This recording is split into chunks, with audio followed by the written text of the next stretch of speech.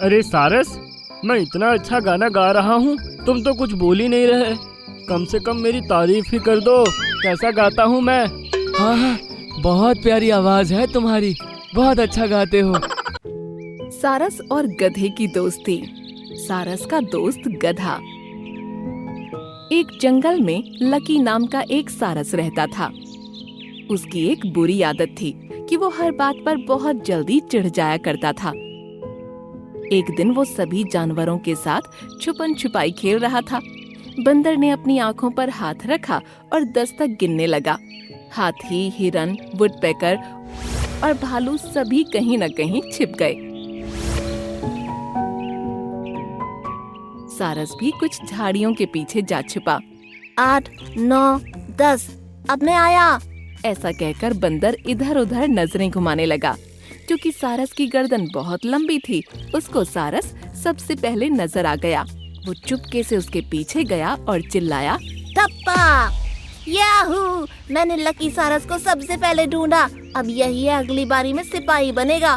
सभी जानवर तालियां बजाते हुए सामने आ गए। ये देख सारस का मुंह बुरी तरह फूल गया। तुम लोग हमेशा यही करते हो। अरे सारस, तुम चिढ़ क्यों रहे हो? तुम लोग हमेशा सबसे पहले मुझे ही ढूंढते हो, जिससे कि अगली बारी में मुझे सिपाही बना सको। ऐसा नहीं है सारस, इसमें तुम्हारी गलती है। तुम्हारी गर्दन इतनी लंबी है, फिर तुम हमेशा छोटी झाड़ियों में छिपते हो, इसलिए जल्दी से पकड़े जाते हो। ऐसा कुछ नहीं है, मुझसे बड़ा तो रामू हाथी है, फिर वो क्यों नहीं पकड़ा जाता? मैं भी कभी कभी जल्दी पकड़ा जाता हूँ, इसमें चिढ़ने वाली क्या बात है भला। मैं यहाँ से जा रहा हूँ, मुझे तुम लोगों से कोई दोस्ती नहीं रखनी। ऐसा कहकर सारस मुंह बनाते हुए वहाँ से चल दिया। वो काफी देर चलने के बाद एक बरगद के पेड़ के नीचे जाकर बैठ गया। वहाँ बैठकर अभी उसने कुछ पल ही गुजारे थे कि एक गधा वहाँ पर आया। अरे ये मैं क्या देख रहा हूँ, एक लंबी गर्दन वाला मुर्गा। मैं लंबी गर्दन वाला मुर्गा नहीं हूँ, मैं लकी सारस हूँ। हमारी गर्दन ऐसे ही होती है। ओह अच्छा, मैं तो चौंक ही पड़ा था। खैर, मेरा नाम रैंचो है, मैं एक गधा हूँ और गधों के सर पर सींग नहीं होते। हाँ, वो तो मुझे भी पता है। मैंने इसलिए बताया कि कहीं तुम ये ना सोच लो कि बिना सींग वाला बैल कैसे हो सकता है।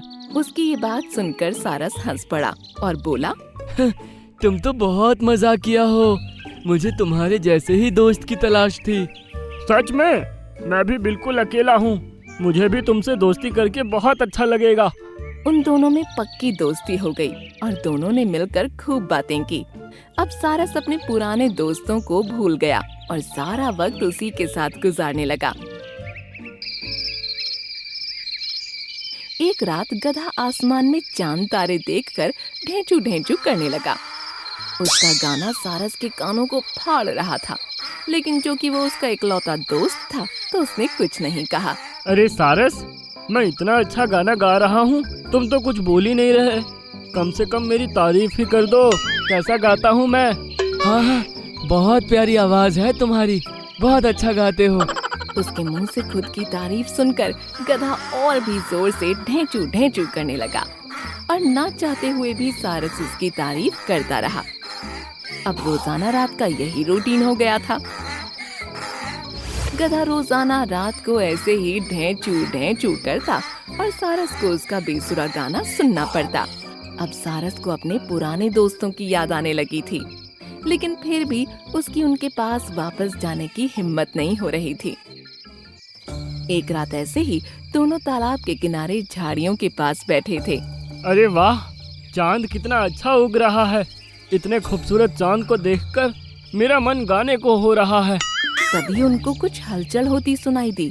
सारस ने अपनी लंबी गर्दन उठाकर झाड़ियों के पीछे देखा तो एक शिकारी उसको हाथ में बंदूक लिए नजर आया, जो एक कैंप के बाहर आग जलाए बैठा था। रेंचो, हमें अभी के अभी यहाँ से निकल जाना चाहिए, यहाँ शिकारी का खतरा है। नहीं, इस टाइम मैं कहीं नहीं जाने वाला। मेरा तो अब गाना गाने का टाइम हो गया है। प्लीज रेंचो, ऐसा मत बोलो, पहले यहाँ से चलो, उसके बाद जितना चाहे गा लेना। नहीं, मैं तो यहीं गाऊंगा। ऐसा कहकर गधे ने बेसुरा गाना शुरू कर दिया। ढींचो ढींचो ढींचो। ये सुनकर शिकारी ने अपने कानों पर हाथ रख लिए, लेकिन फिर भी गधे के खींचने की आवाज आती रही। शिकारी ने गुस्से में उठकर बिना देखे आवाज की तरफ निशाना लगाया। उसकी गोली गधे को न लगकर सारस के पंख में जा लगी। अरे बाप रे, खून! रेंचो, मेरी मदद करो। गधा सारस का खून बहता देख वहाँ से भाग निकला। अब सारस अपनी जान बचाने के लिए इधर उधर छिपता फिर रहा था, लेकिन शिकारी उसके खून के धब्बों का पीछा करते करते उसके पास पहुंच गया। वाह, ये तो एक सारस है। इसके तो चिड़ियाघर में अच्छे दाम मिलेंगे। तभी पीछे से सारस के पुराने दोस्त रामू हाथी और मोंटू बंदर आ गए। मोंटू बंदर ने शिकारी की बंदूक छीन ली और रामू हाथी ने शिकारी को ऐसी टक्कर मारी कि वो दूर झाड़ियों में जा गिरा। अरे बाप रे! उसके बाद हाथी ने सारस को अपनी पीठ पर बिठाया और तीनों वहाँ से निकल गए। कुछ ही देर में वो उस जगह पर पहुँचे जहाँ वो खेला करते थे। वहाँ उनको बाकी के दोस्त भी मिले। सारस अभी भी दर्द से कराह रहा था। उसको देख सभी परेशान हो उठे। हाथी ने उसको जमीन पर उतारा। वुडपेकर, इसको गोली लगी है, जल्दी कुछ करो। उसने सारस को तड़पते हुए देखा और बोला, मैं इस गोली को निकाल तो सकता हूँ सारस, लेकिन इसमें तुमको थोड़ा दर्द होगा। कोई बात नहीं, इस वक्त इसकी जान बचाना जरूरी है। ये सुनकर वुडपेकर ने सारस के पंख पर 2 चोंच मारी और फिर तीसरी चोंच में उस गोली को पकड़कर बाहर निकाल फेंका। तुम्हारा बहुत बहुत शुक्रिया वुडपेकर, अब मुझे अच्छा महसूस हो रहा है। इतने में मोंटू बंदर एक जड़ी बूटी पीस लाया और उसने सारस के घाव पर उसको लगा दिया। उसके लगते ही सारस का दर्द छूमंतर हो गया। अब तुम सुबह तक ठीक हो जाओगे सारस, और ठीक होकर अपने पक्के दोस्त गधे के पास जा सकोगे। मुझे माफ कर दो दोस्तों, मेरे चिड़चिड़ेपन की वजह से मैंने कभी तुम्हारी दोस्ती को पहचाना नहीं। खेल में हार जीत तो चलती रहती है और उसको मैंने गलत तरीके से ले लिया और उस गधे जैसे जानवर को अपना दोस्त बना बैठा जो मुझे मुसीबत में मरने के लिए छोड़ भाग गया। अब से मैं हमेशा तुम लोगों के साथ रहूंगा और किसी बात पर नहीं चिढ़ूंगा। ये हुई ना बात। बहुत अच्छे। उस दिन से सारस फिर से अपने पुराने दोस्तों के साथ रहने लगा।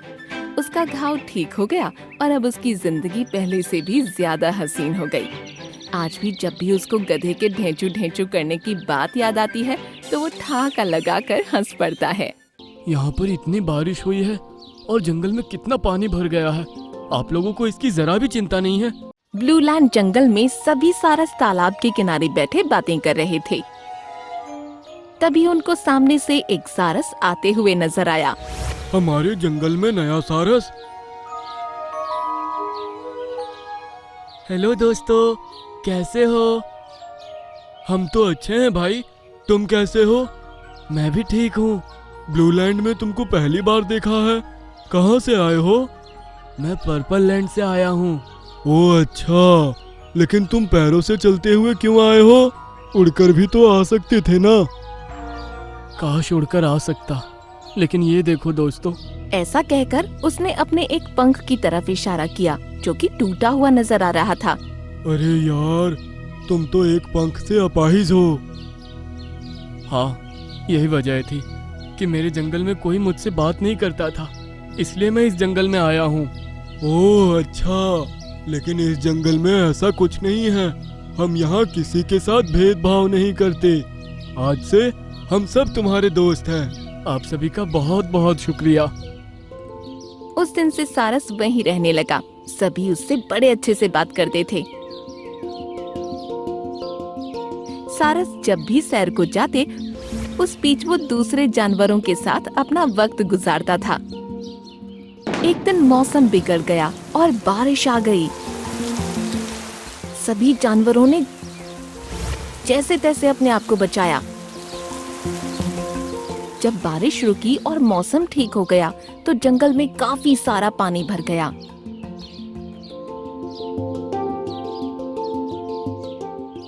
यहाँ पर इतनी बारिश हुई है और जंगल में कितना पानी भर गया है। आप लोगों को इसकी जरा भी चिंता नहीं है? बारिश से पानी भर गया है तो उसमें हम क्या कर सकते हैं? 2 दिन में अपने आप उतर जाएगा। सारस ने जितने जानवरों से भी इस बारे में बात की, उसको इसी तरह के जवाब मिले। अब उसको यकीन हो गया था कि जंगल में सभी जानवर बहुत लापरवाह हैं। अगले दिन वो सुबह सवेरे नदी किनारे गया और उसने अकेले ही खुदाई का काम शुरू किया। वो अपनी चोंच को जमीन पर मारता और उखड़ी मिट्टी को पंख की मदद से एक तरफ हटाता। इसी तरह वो सीधी लाइन में खोदे जा रहा था। इसी तरह उसने कई घंटों मेहनत की और काफी लंबा नाला बना डाला। इतने घंटे काम करने के बाद केवल 4 फीट लंबा गड्ढा खोद पाया हूँ। काश कि कोई और भी मेरे साथ होता तो ये काम जल्दी निपट जाता। खैर, अब तो कल ही स्टार्ट करूँगा। तभी मोटू गैंडे की नजर उस पर पड़ी। ये तो एक नंबर का पागल है। अभी इसकी बेवकूफी के बारे में पूरे जंगल को बताता हूँ। ये कहकर मोटू गैंडा वहाँ से चल दिया। फिर अपाहिज सारस भी तालाब के किनारे पहुँच गया। अरे सारस भाई, आखिर तुम थे कहाँ? रोजाना तो तुम हमें यहीं पर मिलते हो। मैं नदी किनारे जाकर खुदाई कर रहा था। खुदाई? लेकिन वो किस लिए? इस बार बारिश बहुत तेज आने वाली है, इतनी तेज कि बाढ़ भी आ सकती है। मैंने अकेले नाला बनाने का काम शुरू कर दिया है और मैं उस नाले को हमारे जंगल के बीच से लेकर नदी के किनारे तक पहुंचाकर ही रहूंगा। फिर चाहे कितनी भी तेज बारिश आए, बारिश का पानी आसानी से नाले के जरिए नदी में पहुंच जाएगा और हमारे जंगल में बाढ़ आने से टल जाएगी। प्यारे सारस, तुम बेवजह टेंशन ले रहे हो। कोई बाढ़ नहीं आने वाली। अगले दिन फिर से सारस ने सुबह से ही नाला बनाने का काम शुरू कर दिया। इस तरफ मोटू गैंडे ने पूरे जंगल में ये बात फैला दी कि पागल अपाहिज सारस जंगल के बीच से लेकर नदी किनारे तक एक नाला खोदने में लगा है, क्योंकि उसको लगता है कि जंगल में बाढ़ आने वाली है। अपाहिज सारस बिना किसी की मदद के मेहनत करता रहा और करीब 15 दिनों में जाकर उसने जंगल में अच्छा खासा नाला बना दिया। अब वो तालाब के किनारे बैठा सिर्फ आराम किया करता था। जंगल के सभी जानवर पूरे दिन उसकी मेहनत की तारीफ करने और उसके पास आते जाते रहते थे। ये बात अब गैंडे को हजम नहीं हो रही थी।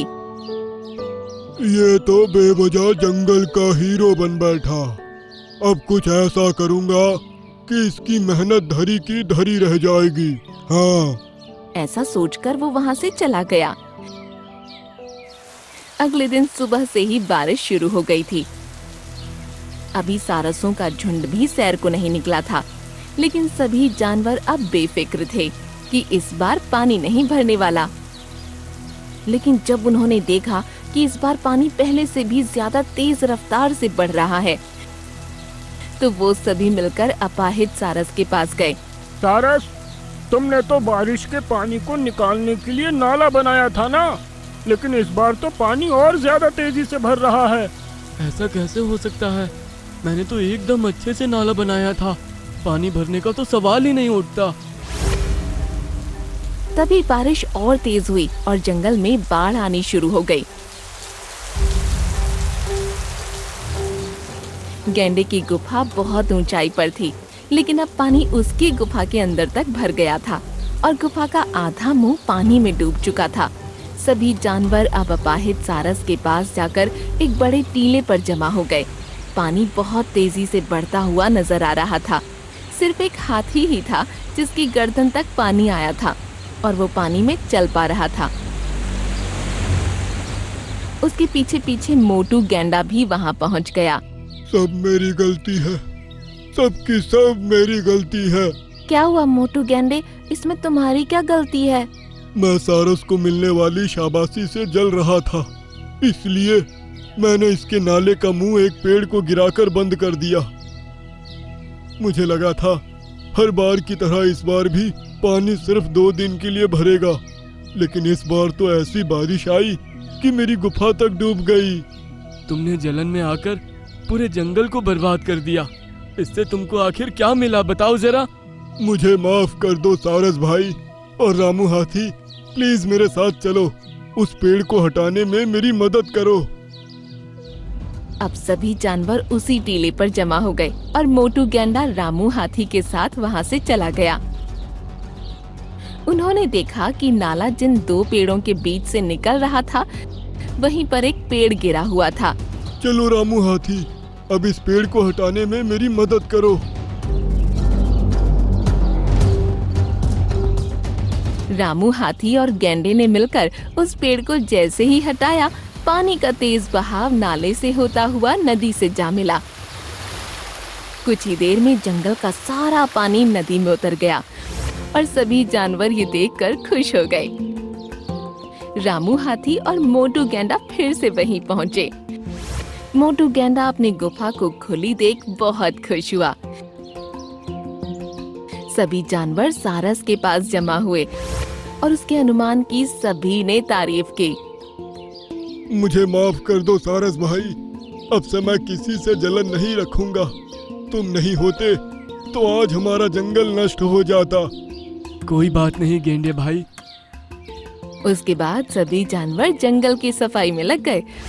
उस दिन के बाद कई बार बारिश हुई, लेकिन कभी भी जंगल में पानी नहीं भरा और अपाहिज सारस पूरे जंगल का चहेता जानवर बन गया।